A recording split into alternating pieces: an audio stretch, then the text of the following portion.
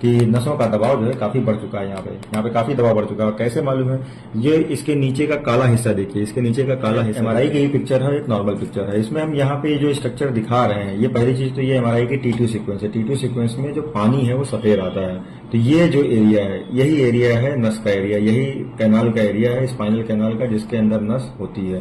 तो ये कैनाल का एरिया कैसा प्रेजेंट कर रहा है, उसी के अकॉर्डिंग बीमारी पकड़ में आती है। तो यहाँ पे देख रहे हैं, इस एरिया को यहाँ पे मैच करा के समझने की कोशिश करते हैं। तो जो ये ऊपर व्हाइट एरिया दिख रहा है, ये व्हाइट दिख रहा है, ये क्या है? CSF है। ये पानी है, CSF है, जो कि चारों तरफ से नस को कवर किए रहता है। और ये जो ब्लैक जो डॉट दिख रहे हैं, ये नसें हैं, ये नर्व रूट हैं, जिसको हम लोग कॉडा इक्वाइना भी बोलते हैं, क्योंकि सारी नसें ऊपर से झुंड बना करके नीचे आ रही हैं, घोड़े की पूंछ की तरह। और जैसे जैसे जिसका नंबर आएगा, वो अपने अपने लेवल पे बाहर निकलती जाएगी।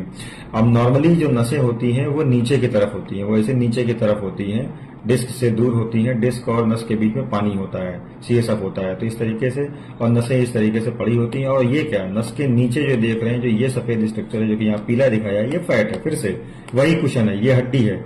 इस हड्डी और उस नस के बीच में हमने कुशन दिया, ईश्वर ने कुशन दिया, ये गद्दा दिया, जो कि इसको शॉक एब्जॉर्बर का, प्रोटेक्शन का काम करेगा।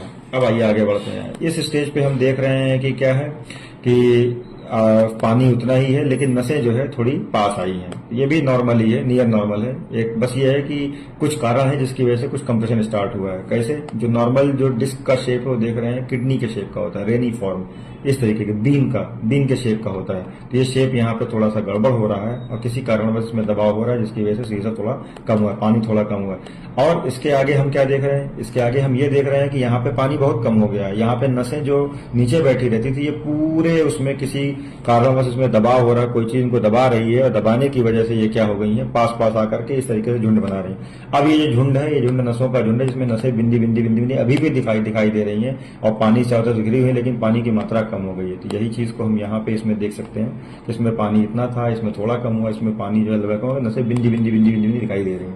अब इसके बाद अगला स्टेप, जो कि और ज्यादा कंप्रेशन को बताता है, उसमें क्या हो गया, उसमें कुछ कारण से अब नसें इतनी जो है पास आ चुकी हैं, इतनी पास आ चुकी हैं कि पानी बिल्कुल खत्म हो चुका है। पूरी नस एकदम काला झुंड जैसा, काले गुत्थी जैसा दिखाई दे रहा है।